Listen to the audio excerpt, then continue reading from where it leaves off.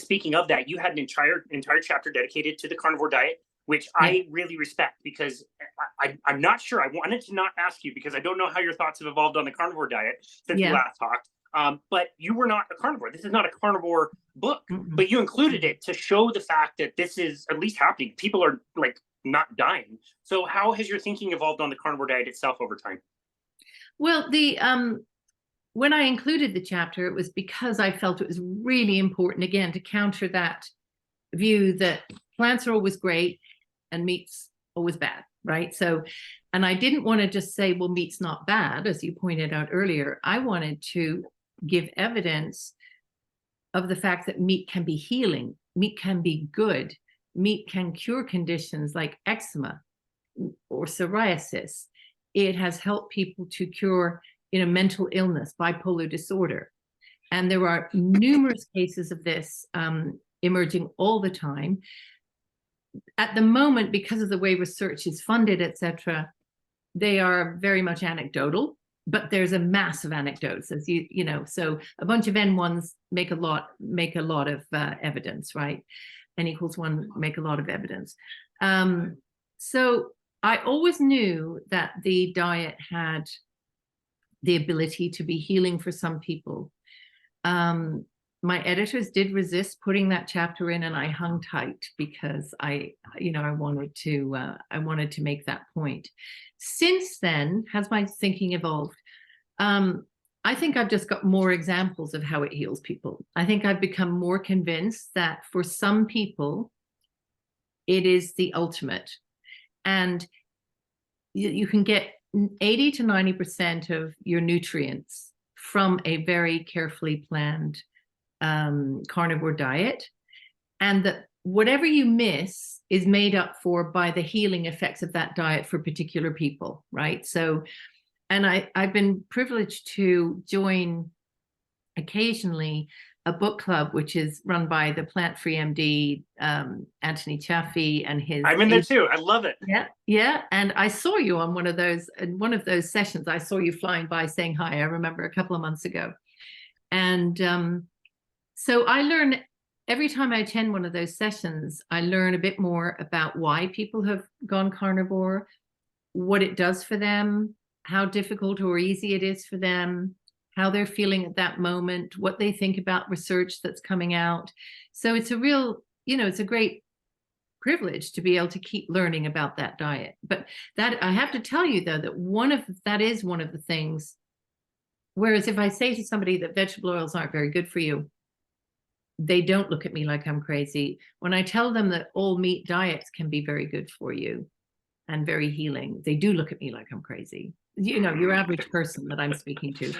So I do feel for you guys, because it's an uphill battle persuading people. I think if we omnivores have been sort of made pariahs in a way the past 5 years and told that we're eating the wrong way, you carnivores get that in spades, right? You get so much more to contend with in terms of that criticism. Yeah, it's not, it's hard. We went on a vacation recently, and the people we were with, we tried to explain how we live, and, we'll order different things. It's fine. And the guy kept pressing me like, so you don't like rice? You don't like bread? You don't like risotto? And I'm like, no, I love all of those things. I can't have them. Like, they make me have anxiety. And you really get the sense on something like a book club. It's one thing to listen to Dr. Chaffee. It's one thing to see him and meet him in person. Same as Sean Baker. I know you probably met at least Sean Baker in person. Big, healthy. And Anthony, yeah. And Anthony, perfect. And it's one thing because they're doing the content. When you're in the book club, you're on the ground. These are regular, everyday people in varying forms of where they are on their journey. And they're just really humble. They're trying to learn. They're trying to get a good message, and they're there for healing. They are sick of being sick. And so, it's tough for them. But I do have to say, you are on the leading edge. Carnivore is getting a little bit more attention. This is the latest New Yorker magazine, just came out this week. And there's an article called Red Shift is an all-meat diet, what nature intended. So there's actually an article about carnivore. Now, I just have to say, it's from the New Yorker, so obviously this is going to be very biased. And so the two main characters are going to be Paul Saladino and the Liver King. And they come out and say the Liver King was found to be taking tons and tons of steroids. And then the very end of the article concludes, With Paul Saladino himself publishing Carnivore Code, he has acknowledged the benefits of carbohydrate. He now incorporates fruit, honey, kefir into his daily fare. And it says in true Paleolithic fashion, even meat fluencers struggle to resist the pull of plants. So the stuff in here is like, it's not wrong, but it's very biased. Yes. And one of the things they talk about is a book that is called Eat Like the Animals. And a point it makes in here is very similar to a point made in Game Changers. Remember that big, strong dude? And he made the point that, like, if you want to be strong like an ox, you need to eat like an ox. And that's what I'm doing. And that's why I'm so strong. So these guys kind of take the same point and say, like, we shouldn't think of ourselves as animals. And here's why. What two animals would you guess they use in here to compare? This animal eats this, so we should be eating that way as well. This animal they don't use elephant. Do they use elephants or locusts? Locusts.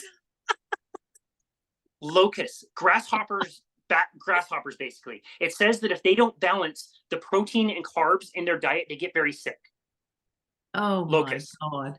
That's unreal, isn't it? Unreal. It's amazing. And then they bring it back a little bit more reasonable, and they don't just limit it to insects. They basically compared rats and did some study. None of this is cited, so you have no idea where or when this is from. It said it was released in 2014, whatever it is. They found that protein-laden diets don't just age animals, they kill them faster. Quote, our sexy lean mice who ate high-protein, low-carb diets were the shortest lived of all. They made great-looking middle-aged corpses. Oh my Lord.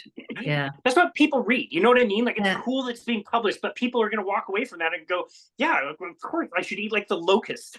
Yeah. People think that the New Yorker is a very highbrow, intelligent magazine, right? And so they will take that and use it as their barometer because they maybe don't have time to read anything else. It's ridiculous. The idea of actually trying to replicate any animal, you know, we can learn some things from animals, but we're built entirely differently, you know. Yeah. It's insane. So that must infuriate you reading something like that. It must, or do you just laugh? I laugh. Yeah, it's tough because you're just going to further entrench somebody, right? Like I skip anything political in these magazines. Like they get very highly politicized. I just skip over that, but it's basically like you're going to buy it because you have a certain bias already. And so I know that's just going to push you further and further in. Yeah. It makes it look extreme. It is frustrating because there are people out there that are suffering with things like eczema. And it says in the article, like it claims that Dr. Baker claims, you know, that eczema, depression, fibromyalgia are ailments that seem to respond positively to the carnivore diet. And they say it in a way that it's true, but they make it sound hokey. You know what I mean? Like, and they make it sound like he believes it, but they don't really believe it. Yep, right. Exactly. That's what they make it sound like. Yeah. They're really careful about the plant-based claims, but you know, make really off-the-wall claims about carnivores and what they say. And so it is frustrating. You know, and we can talk about not only nutrition, but we can also talk about emissions. And that's a big thing that people talk about. And another part of the article says, whoever wrote the book, No Meat Required, the Cultural History and Culinary Future of Plant-Based Eating. This observation, it takes 100 times more land to produce a calorie of lamb or beef than it does to produce a plant-based alternative. Yeah. The resources for plant-based, I mean, it's just ridiculous to talk about. Never mind that some 80% of farmland is used for livestock feed. Again, that's what people read. Well, that's also a lie. 80% of land is not used for livestock feed. Exactly what it says, like word for word. Bold-faced lie. Absolutely not. Anyway, 30% maximum.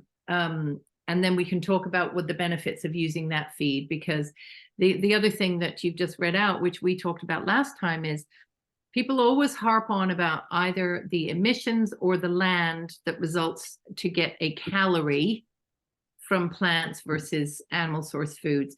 They never talk about nutrition from those foods. They never talk about essential amino acids or quality protein. And once you start to do that analysis, the landscape shifts a bit in terms of whether certain foods are worth or better for the environment. And in fact, one of the good things that's happened in the past year since my book came out was a couple of studies have been done reassessing environmental impact according to nutrition delivered. Now, it's not perfect, but it has shifted the ground a little bit and made people realize that actually beef isn't the offender you think it is once you factor in the essential nutrients which are delivered. And so people can start to make more reasonable choices and say, well, actually, it may be worth that land use if we're going to get this quality of food. So I think that was it. I know you told me I didn't have to remember where it was from. I think that was in Nature magazine, something. Yeah. Or Frontiers of Nature.